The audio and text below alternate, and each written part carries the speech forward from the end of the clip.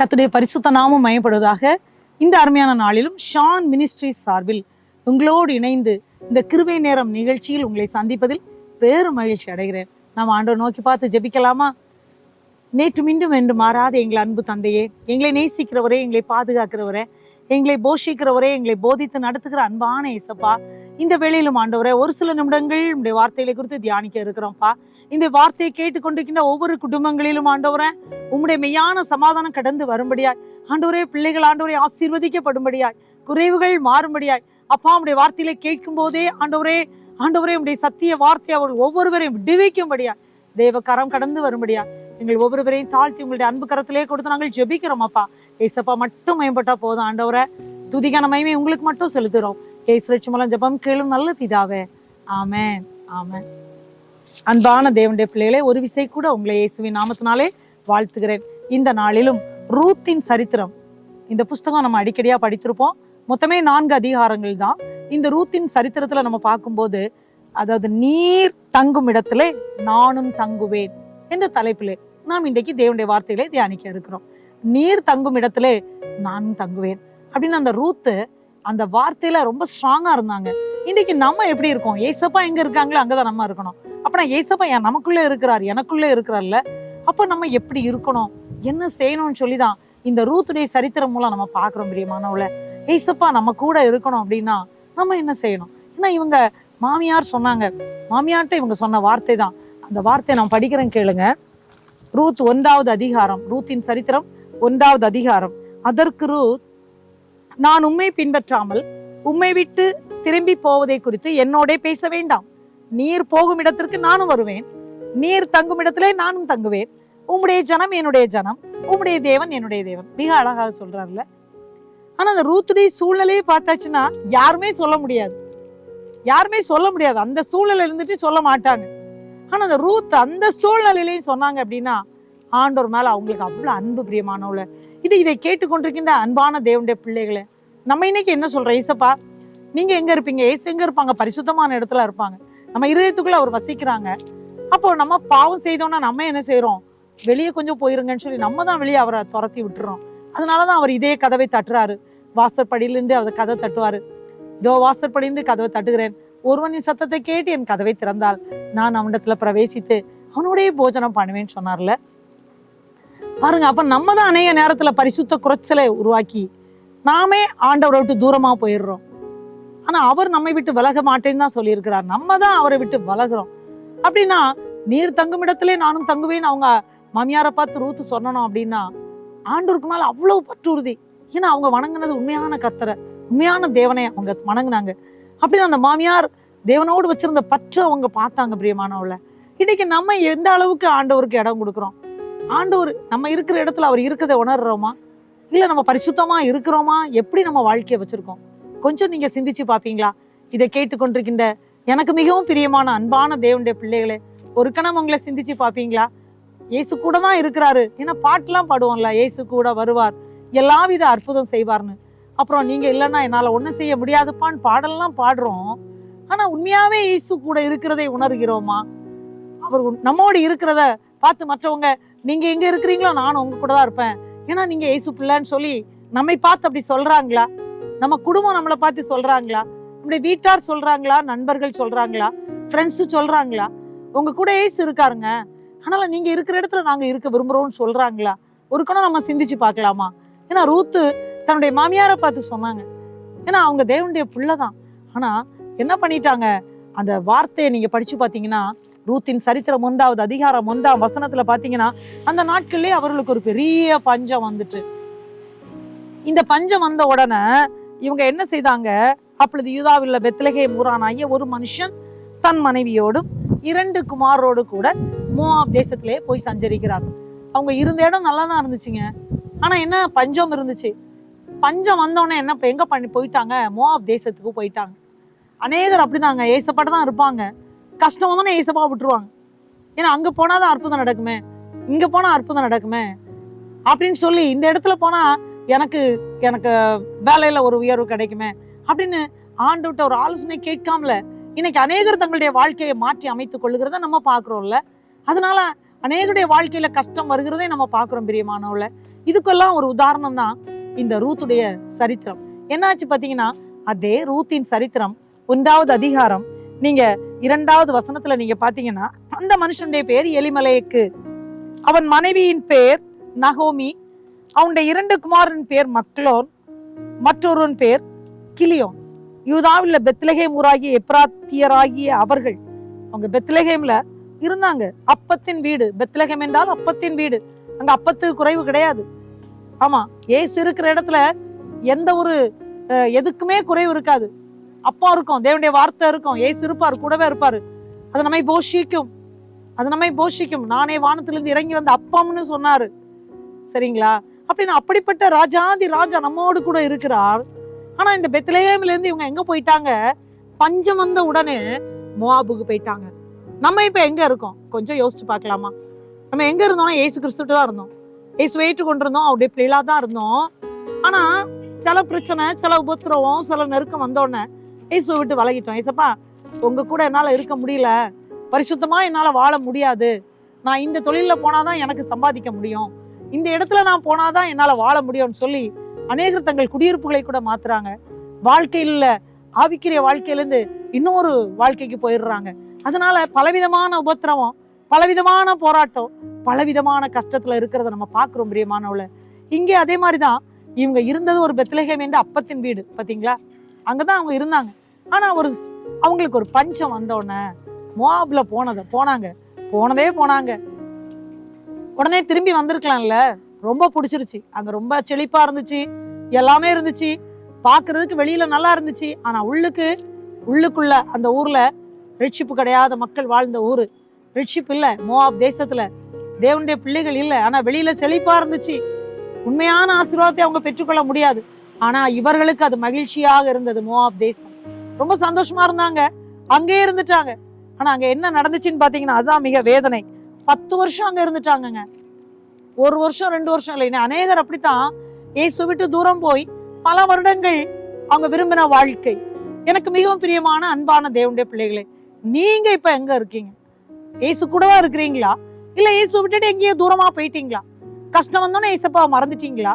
அநேகர் சொல்லுவாங்க, அநேகர் சொல்றதை நம்ம கேள்விப்பட்டிருக்கோம். ஆமாங்க, நல்லா பெர்ஃபெக்டா இருந்தேன், ஏசு பிள்ளையாதான் இருந்தேன், ஆனா என் வாழ்க்கையில பிரச்சனைக்கு மேல பிரச்சனைங்க, அதான் கொஞ்சம் ஜாலியா இருக்கலாம் அப்படின்ட்டு இப்ப நண்பர்களோடு கொஞ்சம் இருக்கேன் அப்படின்னு அநேகர் சொல்லுவாங்க.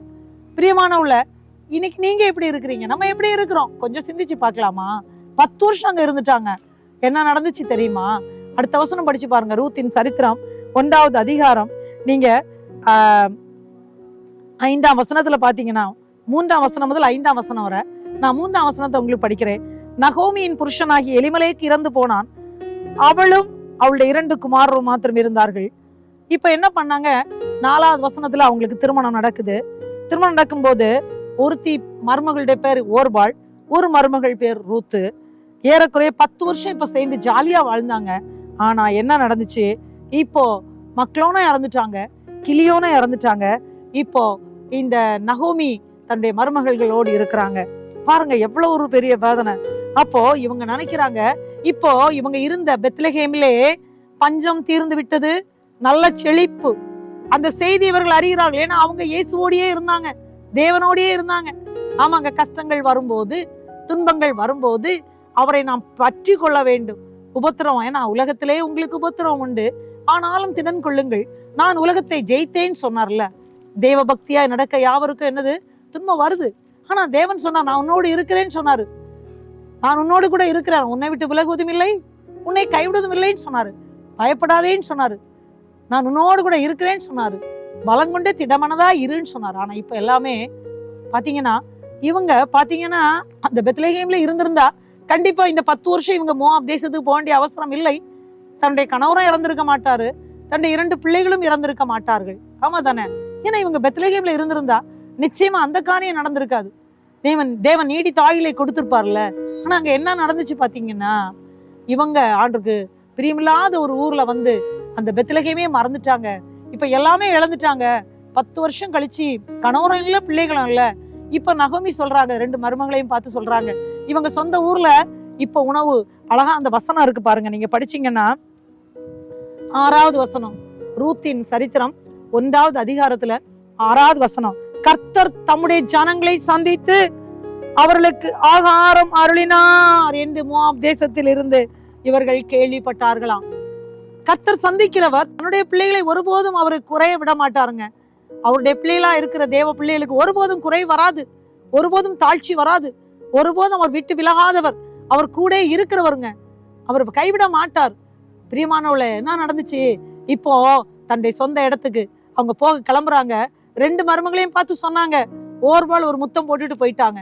ஆனா ரூத்து சொன்னா, மாமியை பார்த்து சொன்னாங்க, நான் உங்களை பின்பற்றாமல் உண்மை விட்டு திரும்பி போவதை குறித்து என்கிட்ட சொல்லாதீங்க. நீங்க எங்க போறீங்களோ அங்க நான் இருப்பேன், நீங்க எங்க தங்குறீங்களோ அங்கத்தான் நானும் தங்குவேன், நீர் தங்கும் இடத்துல நானும் தங்குவேன், உம்முடைய ஜனம் என்னுடைய ஜனம், உம்முடைய தேவன் என்னுடைய தேவன். அவர் அழகா அந்த வார்த்தையை சொல்றாங்க.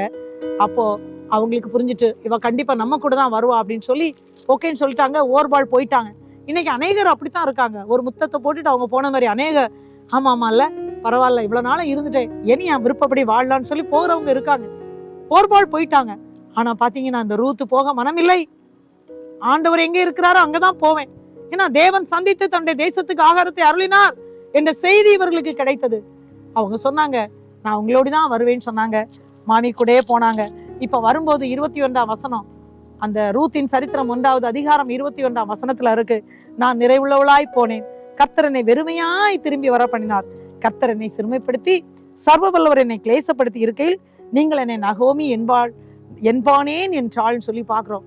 ஊருக்கு போறாங்க. இப்ப ஊருக்கு போயிட்டாங்க. நகோமி தன்னுடைய மருமகளை பார்த்து சொல்றாங்க, நீங்க கொஞ்சம் அறுக்கிறவர்கள் பிறகு போய் அதான் அவங்க சொல்றாங்க, இவங்க தான் சொல்றாங்க, மருமகள் மாமியை பார்த்து சொல்றாங்க, நான் வந்து வயல்வெளிக்கு போய் அறுக்கிறவர்கள் பின்னாடி போய் ஏதாவது நான் கதிர்களை பொறுக்கி கொண்டு வருகிறேன் அப்படின்னு சொல்றாங்க. உடனே நகோமி சரி போ அப்படின்னு சொல்றாங்க. முதல் நாள் அவங்க போன வயல் எது தெரியுமா? 3ஆம் வசனம், அவள் போய் வயல்வெளியில் அறுக்கிறவர்கள் பிறகை பொறுக்கினாள், தற்செயலாய் அவளுக்கு கிடைத்த நிலம் வயலிலம் போவாஸ் உடையது. இந்த போவாஸ்ன்னு சொல்லும் போது சொல்லுவாங்க, அதாவது ரூத்த சொல்லுவாங்க மணவாட்டினும், போவாச கத்ராயா இயேசு கிறிஸ்து ஆண்டவர்னு சொல்லுவாங்க. ஏன்னா அதுக்கு ஒரு ஒப்புமையப்படுத்தி பேசுவாங்க. ஏன்னா எப்போ ஆண்டவரை தேடி நம்ம வர்றோமோ, மணவளனாகி இயேசு கிறிஸ்து பாருங்க, அவர் நம்மை மீட்கிறவராக வந்துடுறாரு பாருங்க. அவங்களுக்கே தெரியாது. ஆனா அவங்க போன நிலம், அவங்க கரெக்டா போவாஸ் நிலத்துக்கு போயிடுறாங்க. ஆனா அந்த போவாஸ் தான் அவங்களுடைய மணவாளனா வருவாருன்னு அவங்களுக்கு தெரியாது. அதே மாதிரிதாங்க அநேக நேரத்துல நம்ம தெரியாது, நம்ம நினைப்போம் ஆண்டவரை ஏற்றுக்கொண்டிருப்போம். ஆனா நம்ம எங்க போறோம்? அவர் நம்மை அப்படியே பல ராஜ்யத்துக்கு தகுதி உள்ளவள் ஆக்குறார். அவர் மணவாளன், பூமியில் உள்ள எல்லா தேவ பிள்ளைகளும் அவருக்கு மணவாட்டி. நம்மை பரிசுத்தப்படுத்த விரும்புகிறார். நம்ம ஒரு மணவாட்டியா தயார்படுத்த அவர் விரும்புகிறார். பிரியமானவர்களே, அதுதான் ஆண்டோடைய பணிபா. பிரியமானவர்களே, பாத்தீங்கன்னா இந்த சரித்திரத்துல நீங்க படிச்சீங்கன்னா அப்படியே நீங்க இந்த காரியங்களை அப்படியே இங்க பார்க்கலாம். எப்படியாக ஒரு மணவாளன் ஒரு மணவாட்டியை ஆயத்தப்படுத்துறார், அதுக்கு அந்த மணவாட்டியை எப்படி அவர் பயன்படுத்துறார். நம்ம எல்லாம் அவருடைய பிள்ளைங்க, நம்ம எல்லாரும் பரலோராஜ்யத்துக்கு போகணும், நம்ம ஒரு பரிசுத்தமான மணவாட்டியா இருக்கணும்னு சொல்லி வேத வசனத்துல நம்ம பாக்குறோம். ஒரு பரிசுத்தத்தை விரும்புகிற தேவன், நான் பரிசுத்தரா இருக்கிறது போல நீங்களும் பரிசுத்தரா இருங்கன்னு சொன்னாங்க. நீங்க 1 தெசலோனிக்கர்ல 5ஆம் அதிகாரத்துல படிச்சீங்கன்னா தெரியும், எப்பொழுதும் சந்தோஷமா இருங்கள், இடைவிடாமல் ஜெபம் பண்ணுங்கள், எல்லாவற்றிலையும் ஸ்தோத்திரம் செய்யுங்கள், அப்படி செய்வதே கிறிஸ்து இயேசுவுக்குள் உங்களை குறித்து தேவனுடைய சித்தமா இருக்கிறதுன்னு சொன்னாரு. அதுதாங்க இந்த அம்மா செய்தாங்க. அந்த வயலுக்கு போனாங்க. இப்போ போவாஸ் என்ன சொன்னாரு? வேலைக்காரரை பத்தி கேட்கிறாரு, இந்த பெண் பிள்ளை யார் அப்படின்னு. அவர் கண்காணியா வைக்கப்பட்ட வேலைக்காரன் சொல்லுவாரு. வேலைக்காரன் சொல்லுவாரு, இவ வந்து ஒரு மோவாபிய பெண்மணி அப்படின்னு, ஒரு மோவாபிய பெண்மணின்னு சொல்லுவார். அவர் என்ன சொல்லுவாரு, அவ பின்னாடி அந்த அறுக்கிறவர்கள் பின்னாடி போய் அந்த சிந்தன கதிர்களை தான் அவ பொறுக்கி கொண்டிருந்தாள். அப்போ போவாஸ் ரூத்தை பார்த்து சொல்லுவார், மகளே கேள், பொறுக்கி கொள்ள வேற வயலில் போகாமலும். கொஞ்சம் அதை கவனமா கேளுங்க. பாத்தீங்கன்னா அழகா இருக்கும். ரூத்தின் சரித்திரம் 2வது அதிகாரம் 8ஆம் வசனம். 2வது அதிகாரம் 8ஆம் வசனம். அப்பொழுது போவாஸ் ரூத்தை பார்த்து, மகளே கேள், பொறுக்கி கொள்ள வேற வயலில் போகாமலும் இவ்விடத்தை விட்டு போகாமலும் இங்கே என் ஊழியக்கார பெண்களோட கூடவே இரு, அவர்கள் அறுப்பறுக்கும் வயலை நீ பார்த்து அவர்கள் பிறகே போ, ஒருவரும் உன்னை தொடாதபடிக்கு வேலைக்காரர் கட்டளையிட்டு இருக்கிறேன், உனக்கு தாகம் எடுத்தால் தண்ணீர்கள் குடங்கள் அண்டைக்கு போய் வேலைக்காரர் மொண்டு வருகிறதுலே குடிக்கலாம் என்றான். பாத்தீங்கன்னா வேற வயலுக்கு நீ போகாண்டா. எப்ப இயேசுவை நம்ம பிடிச்சோமோ அப்புறம் இவங்க மோவாப் தேசத்துக்கு போனாங்களே, கஷ்டம் வந்தோடனே பெத்லகேமை விட்டுட்டு அப்படி போக வேண்டியது இல்ல பிரியமானவளே. நீங்க யாரா இருந்தாலும் சரி, இயேசுவை பிடித்துக் கொள்ளுங்கள். இசப்பா நீங்க என் கூடவே இருங்கப்பா, நீங்க இருக்கிற இடத்துலதான் நான் இருப்பேன்ப்பா அப்படின்னா அவர் பரிசுத்தமான இடத்துலதான் அவர் இருப்பார். நான் பரிசுத்தத்தை தான் விரும்பணும். அதான் பரிசுத்தத்துக்கு மேல பரிசுத்தத்தை இசப்பா எதிர்பார்ப்பாங்க. பரிசுத்தமா இந்த பூமியில வாழணும். அவருக்கு பிரியம் இல்லாத ஒன்னும் எடுக்கக்கூடாது. நம்முடைய சரீரத்தை தீட்டுப்படுத்துகிற ஒன்றிலேயே நம்ம இறங்கிடக்கூடாது. அது எதுவா இருந்தாலும் சரி, சரீரம் தீட்டுப்படக்கூடாது. அது ஆகாரத்தினாலும் தீட்டுப்படாதபடி நம்மை காத்துக்கொள்ள வேண்டும். வாயின் வார்த்தைகளிலும் நம்மை காத்துக்கொள்ள வேண்டும். ஆவிக்குரிய வாழ்க்கையை நம்ம காத்துக்கொள்ளணும் பிரியமானவளே. இப்ப பாருங்க, நீ வேற வயலுக்கு போகாது அப்படின்னு அர்த்தம் என்ன? மகளே, நீ என்னுடைய வேலைக்காரர்கள் கூடவே இரு. இயேசு நம்மை பார்த்து சொல்லுகிறார், உங்களை பார்த்து சொல்லுகிறார், எனக்கு மிகவும் பிரியமான அன்பான தேவனுடைய பிள்ளைகளே, நீங்க வேற எங்கேயும் போண்டாம், என்னை விட்டுட்டு போண்டாம். அவர் சொல்றாரு, நான் உன்னோடி கூட இருக்கிறேன்னு சொல்றாரு. நீ பயப்படாதேன்னு சொன்னாரு, நீ கலங்காதேன்னு சொன்னாரு, நான் உன் கூடவே இருப்பேன்னு சொன்னாரு, திகையாதேன்னு சொன்னாரு. அவரு நான் உன்னை நடத்துவேன்னு சொன்னாரு, உனக்கு வேண்டியதெல்லாம் தருவேன்னு சொல்றாரு, உன்னை நான் பார்த்து கொள்வேன்னு சொல்றாரு, நீ விரும்புகிறதே இடத்துல கேளுன்னு சொன்னாரு, என்னை நோக்கி கூப்பிடுன்னு சொன்னாரு, நீ கூப்பிடும் போதெல்லாம் நான் சமயமா இருக்கிறேன்னு சொல்றாரு. அப்படிப்பட்ட ராஜா தான் நம்ம இயேசு ராஜா. பாருங்க, இந்த போவாஸ் சொல்றா, நீ வேற வயலுக்கு நீ போக வேண்டாம் அப்படின்னு சொல்றாரு. பாத்தீங்கன்னா அன்று நடந்த ஒரு அதிசயம் என்ன அப்படின்னா, அங்க நடந்த ஒரு அதிசயம் பாத்தீங்கன்னா, இந்த காரியம் போவாஸுக்கு தெரிவிக்கப்படுகிறது. இவங்க கணவர்லாம் இறந்துட்டாங்க, ஓர்பால் போயிட்டாங்க, மாமியார் 10 வருஷம் தாண்டி தான் இந்த பெத்லகேமுக்கு மறுபடியும் வந்திருக்காங்க. இந்த செய்தி எல்லாம் போவாஸு கிடைக்குது. உடனே பாருங்க, உடனே உன் செய்கைக்கு தக்கதான பலனை கர்த்தர் உனக்கு கட்டளையிடுவாராக. யார் சொன்னா? போவாஸ் சொல்றாரு. போவாஸ் சொல்றாருங்க. ஆமா, ஏன்னா அந்த போவாஸ் வயல்ல போய் பறக்குறாங்க, கதிர்கள் எல்லாம் அவங்க பின்னாடி போய் பறக்குறாங்க, வேலைக்காரர் பின்னாடி போய் பொறுக்குனாங்க. அந்த 2வது அதிகாரம் ரூத்தின் சரித்திரம் 2வது அதிகாரம் 12ஆம் வசனத்தை படிக்கிறேன். உன் செய்கைக்கு தக்க பலனை கர்த்தர் உனக்கு கட்டளையிடுவாராக. இஸ்ரவேலின் தேவனாய கர்த்தருடைய செட்டைகளின் கீழ் அடைக்கலமாக வந்த உனக்கு அவராலே நிறைவான பலன் கிடைப்பதாக என்றான். இதாங்க இயேசு இன்னைக்கு நம்மை பார்த்து சொல்றாரு. எப்ப இயேசுவே நம்ம பிடிச்சோமோ, ஏசப்பா என்னுடைய பாவத்தெல்லாம் மன்னிங்கப்பா, இனி பாவமான வாழ்க்கை எனக்கு வேண்டாம் நீங்க சொல்றீங்களோ, அவருக்கு பிரியமில்லாத காரியத்தை விட்டுக்கிட்டு எப்ப இயேசு கிட்ட போறீங்களோ, எப்ப இயேசு மட்டும் எனக்கு போதும்னு சொல்றோமோ, அவர் சொல்றாரு நீ என்கிட்ட வந்துட்ட பத்தியா, உனக்கு இஸ்ரவேலின் தேவனாய கர்த்தருடைய செட்டைகளின் கீழ் அடைக்கலமா வந்திய, உனக்கு நிறைவான பலன் கிடைக்கும். பிரியமானவர்களே, இதை கேட்டுக்கொண்டிருக்கிற அன்பான தேவனுடைய பிள்ளைகளே, நீங்கள் யாரா கூட இருக்கலாம். ஒருவேளை இந்த நாளிலும் நீங்கள் இதே வேதனையில கூட இருந்து கொண்டிருக்கலாம். இதே வேதனையில, ஆண்டவரே நான் உங்களை விட்டு தூரமா போயிட்டேன்ப்பா, என்னை மன்னிச்சு ஏத்துக்குவாங்கப்பா, இனி உங்க கூட தான் நான் இருப்பேன்ப்பா அப்படின்னு நீங்க சொன்னீங்கன்னா, அவர் சொல்வாரு, நீ வந்துட்டல்ல மகனே மகளே, நீ எவ்வளவு தூரம் போனாலும் நீ என்கிட்ட வந்துட்டல்ல, என் மூலம் உனக்கு நிறைவான பலன் இம்மையிலும் மறுமையிலும் உண்டு மகனே மகளேன்னு சொல்றாரு. அது அப்படியே நீங்க வாங்கிடுவீங்களா பிரியமானவர்களே? நீங்க யாரா இருந்தாலும் சரி, ஒருவேளை துக்கத்தோடு கூட இதை கேட்டுக்கொண்டு இருக்கலாம். நீங்க ஒருவேளை வேதனையோடு கூட கேட்டுக்கொண்டு, ஆண்டவரே நான் திரும்பி வந்துட்டேன்ப்பா, என்னை பார்த்துடுங்கப்பான்னு சொன்னீங்கன்னா, அவர் உங்களை பார்த்து கொள்வார் பிரியமானவர்களே. சகைவு பாத்தீங்களா, ஒரு பார்க்கணும்னு தான் ஆசைப்பட்டாரு, ஆனா சகைவை தேடி இயேசு போயிட்டார். பாத்தீங்களா, அவர் எந்த மரத்துல இருந்தாரோ அந்த மரத்துல போய் நின்னு, சகைவே இறங்கி வா, இன்றைக்கு நான் உன் வீட்டிலே தங்கணும்னு சொன்னாரு. அதே போல அவர் போனாரு, இந்த வீட்டுக்கு ரட்சிப்பு வந்துன்னு சொன்னாரு. தன்னை முழுவதுமா அர்ப்பணித்தான் பிரியமானவள. இப்போ நீங்க யாரா இருந்தாலும் சரி, இந்த வார்த்தை உங்களுக்கு நேராக வருகிறது பிரியமானவள. நீங்க யாரா இருந்தாலும் சரி, ஒருவேளை நான் எப்படி ஆண்டுடைய முகத்தை பார்ப்பேன், நான் தப்பு செய்துட்டனே, ஐயோ நான் தவற வாழ்ந்துட்டனே, எனக்கு விடுதலை உண்டான்னு நீங்க ஏங்குறீங்களா? ஆண்டவர் உங்களை தேடி வந்திருக்கிறார். இந்த வார்த்தைகள் மூலம் உங்களை தேடி வந்திருக்கிறார் பிரியமானவள. உங்களோடு தான் இயேசு பேசி கொண்டிருக்கிறார். மகனே மகளே, நீ மனம் திரும்பு, நான் உன்னை ஆசீர்வதிக்கும்படியா வந்திருக்கேன் மகனே மகளே, என் மூலம் உனக்கு நிறைவான பலன் கிடைக்கும் என்று உங்களை பார்த்தான் சொல்றார் பிரியமானவள. ஒருவேளை நீங்க அந்த சூழலில் யாராவது இருந்தீங்கன்னா, இயேசு மட்டும் நோக்கி பார்ப்பீங்களா? கண்டிப்பா தேவன் நிச்சயமா உங்களை நிறைவான பலன் தந்து அனுப்புவார். இங்க அது அங்க நடந்துச்சு. அப்புறம் பாத்தீங்கன்னா, இவங்க அதுல வசனம் இருக்குங்க, அதாவது 2வது அதிகாரம் 23ஆம் வசனம், அப்படியே கோதுமை அறுப்பும் வார்கோதுமை அறுப்பும் தீர் மட்டும் அவள் கதிர் பறுக்கும்படிக்கு போவாசுடைய வேலைக்காரிகளோடே கூடியிருந்து தன் மாமியிடத்தில் தங்கினாள். அப்ப இந்த உலக வாழ்க்கையில நம்ம இயேசுவை நம்பும் போது, இந்த பூமிக்குரிய வாழ்க்கையில இம்மையிலும் மறுமையிலும் பாத்தீங்கன்னா, இந்த பூமியில் வாழ்கிற நாள் அளவும் அவ தங்கினாள்ல. ஆண்டவர் அவளை ஆசீர்வதித்தார். அதே போல நீங்க யாரா இருந்தாலும் சரி, இந்த பூமிக்குரிய வாழ்நாள் அளவும், இந்த பூமியில வாழ்கிற ஒவ்வொரு வாழ்நாள் அளவும் இயேசு கூடவே இருப்பாருங்க. இயேசு கூடவே இருப்பார். இயேசு உங்களை விட்டு விலகவே மாட்டாருங்க. அவள் சுகமாக தங்கினாள். அது மட்டும் இல்ல, இப்ப பாத்தீங்கன்னா 3ஆம் வசனம், 3வது அதிகாரம் 1வது வசனம், ரூத்தின் சரித்திரம் 3வது அதிகாரம் 1ஆம் வசனம். அவங்க சொல்றாங்க, பின்பு அவள் மாமியாகிய நகோமி அவளை நோக்கி, என் மகளே, நீ சுகமாய் வாழ்ந்திருக்கும்படி நான் உனக்கு சௌக்கியத்தை தேடாதிருப்பேனோ. பாருங்க, எவ்வளவு பெரிய காரியம் பார்த்தீங்களா? எவ்வளவு பெரிய காரியம். அதே மாதிரி அந்த அதிகாரம் ஃபுல்லா நீங்க படிச்சு பாருங்க. அவங்க நேர போவாஸை பார்க்கும்படியா ரூத்து போறாங்க. அப்படி போகும்போது அங்க நடந்த ஒரு விஷயம், அந்த 3வது அதிகாரம் 10ஆம் வசனம், இவள்கிட்ட எல்லாம் சொல்லி விடுவாங்க.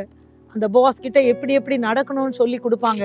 அது மாதிரி இந்த மகள் அவரே நம்பி அவங்க போனதுனால அங்க என்ன நடந்துச்சு அப்படின்னா, அந்த போவாஸ் சொல்றாரு பாருங்க, நீங்க ரூத் 3வது அதிகாரம் 10ஆம் வசனம், அதற்கு அவன், மகளே, நீ கர்த்தரால் ஆசீர்வதிக்கப்படுவாயாக.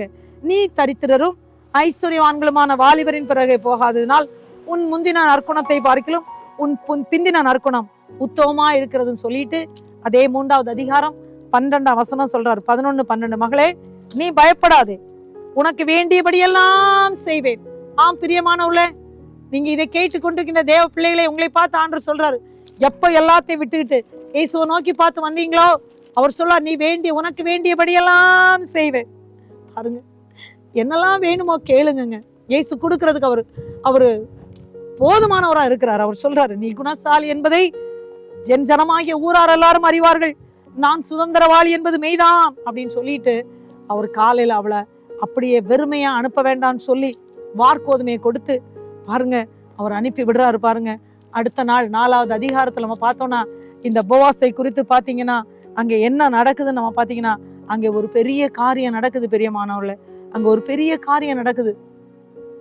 என்ன நடக்குன்னா, நீங்க பாத்தீங்கன்னா ரூத் 4வது அதிகாரம் 9ஆம் வசனத்துல, ஏன்னா அவங்க கேட்குறாங்க, ஏன்னா அந்த சுதந்திரவாளியா நெருங்கின உறவின் கூட இன்னொருத்தர் இருக்கிறாரு, கேட்போன்னு சொல்லி கேட்டார். ஆனா அவர் வேண்டான்னு சொன்னதுனால இந்த போவாஸ் சொல்றாரு, ஏன்னா இவர் நம்ம கர்த்தரா இயேசு கிறிஸ்து நமக்குரியவருங்க, அவர் நம்ம நேசிக்கிற ஆண்டவர். பாருங்க, அவர் நம்மோடு கூட இருக்கிறார். இந்த போவாஸ் சொல்றாரு, 9வது வசனம், ரூத் 4வது அதிகாரம் 9வது வசனம், அப்பொழுது போவாஸ் மூப்பரையும் சகல ஜனங்களையும் நோக்கி, எலிமலைக்கு இருந்த எல்லாவற்றையும், கிளியோனுக்கும் மக்லோனுக்கு இருந்த எல்லாவற்றையும் நகோமியின் கையிலே வாங்கி கொண்டேன் என்பதற்கு இன்றைய தினம் நீங்கள் சாட்சி அப்படின்னு சொல்லிட்டு சொன்னாரு. இதுவும் அல்லாமல் மோவாபிய ஸ்திரீயான ரூத்தை எனக்கு மனைவியாக கொண்டேன், அதற்கு இன்றைய தினம் நீங்கள் சாட்சின்னு சொன்னார். பாருங்க எவ்வளவு பெரிய ஒரு பாக்கியம் இல்ல, எவ்வளவு ஒரு பெரிய பாக்கியம். பிரியமானுடைய, இயேசுவை நம்பி நம்ம வரும்போது மணவாளனாகிய இயேசு கிறிஸ்து சபையாகிய மணவாட்டியை சேர்த்துக்குள்ள வரப்போறாருங்க. நம்ம அவரோடு கூட இருக்கும்போது நம்மை பரிசுத்தப்படுத்துகிற தேவனாக இருக்கிறார். இந்த இம்மைக்குரிய வாழ்க்கையிலே நம்மை ஆசீர்வதித்து உயர்த்துகிறவராக இருக்கிறார். நீங்க என்ன வேதனையில இருந்தாலும் பாருங்க, பாத்தீங்களா, அவர் மணவாளனாகிய இயேசு கிறிஸ்து மணவாட்டி ஆகிய நம்மை அவர் ஏற்றுக்கொள்ள பிரியமா இருக்கிறாரா? நான் ஒன்னே பரிசுத்தமான வாழ்க்கை அவர்கிட்ட நம்ம எல்லாரும் வந்துடணுங்க, ஓடி வந்துடணும். இதனால இவங்களுக்கு என்ன நடந்துச்சுன்னு பாத்தீங்கன்னா, இந்த பெண்ணிடத்திலே கர்த்தர் உனக்கு அருளி செய்ய போற சந்தானத்தினாலே உன் வீடு தாமார் யூதாவுக்கு பெற்ற பேரேசின் வீட்டை போல் ஆக கடவுது என்று சொன்னார்கள். போவாஸ் ரூத்தை விவாகம் பண்ணான், அவள் அவனுக்கு மனைவியானாள், அவருக்கு ஒரு ஆண் பிள்ளையை அனுக்கிரகம் பண்ணினார் சொல்லி அந்த பிள்ளைக்கு அவங்க பார்த்தாங்க. அந்த பிள்ளைக்கு பாருங்க 15ஆம் வசனத்துல இருக்கு, 4வது அதிகாரம் 15ஆம் வசனத்துல படிக்கிறீங்க, அவன் உன் ஆத்மாவுக்கு ஆறுதல் செய்கிறவனும் உன் முதிர் வயதிலே உன்னை ஆதரிக்கிறவனாய் இருக்க கடவன் அப்படின்னு சொல்லிட்டு, உன்னை சிநேகித்து 7 குமாரரை பார்க்கிலும் உனக்கு அருமையா இருக்கிற உன் மருமகள் அவனை பெற்றாளே. ஏன்னா அவள் ஒரு ஆண் குழந்தையை பெற்றாள். பிரியமானவளே, அந்த குழந்தையை அவங்க குழந்தையை எடுத்து வச்சு அவங்க மடியில எடுத்து வச்சு அதை வளர்க்கிற தாயாக நகோமி மாறினாள் சொல்லி நம்ம பாக்குறோம். அந்த பிள்ளைக்கு ஓபேத் என்று பெயர் போட்டாங்க. அந்த ஓபேத் யாருன்னா, தாவீதின் தகப்பனாகிய ஈசாயின் தகப்பன். எவ்வளவு பெரிய பாக்கியம் இல்ல, தாவீதின் சந்ததியில இயேசு கிறிஸ்து பிறக்கிறார். பாருங்க பிரியமானவர்களே, இன்றைக்கு இயேசு உங்களையும் என்னையும் நம்ம எல்லாரையும் இதை கேட்டுக்கொண்டிருக்கின்ற தேவ பிள்ளைகள் ஒவ்வொரு பேருக்கும் அவர் மணவாளனாக இருந்து இந்த பூமியில நாம் வாழ்கிற நாள் வரைக்கும் நம்மை அவர் பரிசுத்தப்படுத்தி மணவாட்டியாக செலக்ட் பண்ணி அப்படியே பரலோராஜ்யத்துக்கு அவர் கொண்டு போறதுக்கு அவர் பிரியமுள்ளவராக இருக்கிறார். பிரியமானவர்களே, நாமே அர்ப்பணிக்கலாமா? இந்த ரூத் தன்னுடைய மாமிட்ட சொன்னாங்க, நீர் தங்கும் இடத்துல நானும் தங்குவேன். அதனால என்ன நடந்துச்சு? ஓபேத் என்கிற ஒரு மகனை பெற்றெடுக்க வச்சாங்க. பாத்தீங்கன்னா அவங்க மகன்தான் ஈசாய். அந்த ஈசாயினுடைய மகன்தான் தாவீது. எப்பேற்பட்ட பாக்கியம் இல்ல. தாவீதை பார்த்து அவர் சொன்னார்ல, எனக்கு மிகவும் பிரியமானவன் சொன்னார்ல. தாவீது ஆண்டவருக்காக செய்த நற்காரியங்கள் நமக்கு நல்லா தெரியும். அந்த சந்ததியில இயேசு கிறிஸ்து பிறந்தார். எவ்வளவு காரியம் இல்ல. அப்பேற்பட்ட ஒரு பெரிய பாக்கியத்தை ரூத் பெற்றாங்க. அந்த போவாஸ் மூலம், அந்த போவாஸ் செய்த அந்த பெரிய ஒரு தயை நிமித்தம் அவங்க இந்த ஓபேத் பிள்ளையை பெற்றுக்கொள்ள தேவன் கிருபை செய்தார். அந்த நகோமியுடைய வாழ்க்கையை தேவன் ஆசீர்வதித்தார். அதுக்கு காரணம் என்ன? அவங்க பஞ்சோன்னு போயிட்டாங்க, ஆனா திரும்பி வந்துட்டாங்க. எனக்கு மிகவும் பிரியமான அன்பான தேவனுடைய பிள்ளைகளை, ஏதோ ஒரு காரணத்தினால ஆண்டவரை விட்டு விலகி இருந்தீங்களா? பிரியமானவர்களே, இன்றைக்கு உங்களை அர்ப்பணிச்சிருங்க. ஏசப்பா, நான் உங்ககிட்ட வந்துட்டேன்ப்பா, என்னை ஏற்றுக்கொள்ளுங்க ஆண்டவரை, என்னையும் ஆசீர்வதியும் ஆண்டவரை. நீர் எப்படியாக ஆண்டவரே அந்த ரூத்துடைய வாழ்க்கையில அற்புதத்தை செய்தீங்களோ, எனக்கு வாழ்க்கையில அற்புதத்தை செய்யுங்கப்பான்னு சொல்லி அர்ப்பணிப்பீங்களா? நாம் ஜெபிக்கலாமா? ராஜாதி ராஜாவை உம்மை துதிப்பதே நாங்கள் ஆண்டவரே எங்களுக்கு தகுதி. ஆண்டவரை, உங்களை துதிக்கிறது மட்டும்தான் எங்களுக்கு கிருபை பெறுகிறதை பார்க்கிறோம் ராஜா. துதிப்பதன் மூலம் உங்களுடைய கிருபை எங்களுக்கு பெறுகிறதை நாங்கள் உணர்கிறோம் அப்பா. இந்த வேளையிலும் ஆண்டவரை, ராஜாதி ராஜாவே அப்பா, ரூத் சொன்னாங்க மாமியை பார்த்து, நீங்க தங்கும் இடத்திலே நானும் தங்குவேன் அப்பா. இன்னைக்கு உங்க பிள்ளைங்க நிறைய பேர் கத்தாவை இந்த வேளையில கண்ணீரோடுமே பார்த்து ஜெபித்து கொண்டிருக்காங்க. ஏசப்பா, உங்க கூடவே நான் இருக்க விரும்புறேன்ப்பா. உங்களை விட்டு நான் தூரமா போனதுனால கண்ணீர்ல இருக்கேன், என்னை ஏற்றுக்கொள்ளுன்னு சொல்லி உங்களை பார்த்து கெஞ்சி ஜெபிக்கிறாங்கப்பா. ஆண்டவரே, யாருமே பார்த்து இப்பொழுது கெஞ்சி ஜெபிக்கிறாங்களோ, இயேசுவே எனக்கும் தயை பாராட்டுங்கப்பான்னு சொல்றாங்களோ, இயேசப்பா என்னையும் நினைத்தரலும் என்று சொல்றாங்களோ, என்னை மன்னிச்சிருங்கப்பான்னு சொல்றாங்களோ, நீங்க மட்டும் எனக்கு போதும்னு சொல்றாங்களோ, அவங்களை ஏற்றுக்கொண்டு அற்புதத்தை செய்திருங்கப்பா.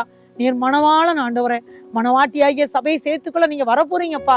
ஆண்டவரே, உண்மை ஏற்றுக்கொள்கிற ஒவ்வொரு பேருக்கும் அந்த பாக்கியத்தை கொடுத்துருங்கப்பா. ஆண்டவரே, எப்படி ரூத் ஆசீர்வதிக்கப்பட்டாங்களோ அதே போல இப்பொழுது உண்மை பார்த்து கேட்கிற ஒவ்வொரு குடும்பங்களுக்கும் அந்த ஆசீர்வாதத்தை கொடுங்க ஆண்டவரே. வாழ்ந்திருக்கட்டும், சுகித்திருக்கட்டும் அப்பா. இயேசுவின் நாமத்தினால இந்த ஜபத்துல இருக்கிற ஒவ்வொரு பேரையும் ஆசீர்வத்தை நான் ஜெபிக்கிறேனப்பா. தடைகள் விலகட்டும் ஆண்டவரே, அவங்க பாவங்கள் மன்னிக்கப்படட்டும் அப்பா. உண்மை நோக்கி பார்த்து ஜெபிக்கும் போது ஆண்டவரை இறங்கி அவங்களுடைய பாவங்களை மன்னித்து பரிசுத்தப்படுத்தி அப்பா அவங்க பிள்ளைகளாக ஏற்றுக்கொள்ளும் ஆண்டவரை. நேஸ் அப்படி செய்ய போறதற்காக நன்றி. உங்களுடைய அன்பு கரத்திலே கொடுக்கிறோம், பொறுப்படுத்திக் கொள்ளும். ஏசு ரட்ச மூலம் ஜெபத்தை ஏற்றுக்கொள்ளும் அன்பு நிறைந்த பரமபிதாவே. ஆமேன், ஆமேன். தேவன் தாமே உங்கள் ஒவ்வொருவரையும் அளவில்லாமல் ஆசீர்வதிப்பாராக. ஆமேன், ஆமேன்.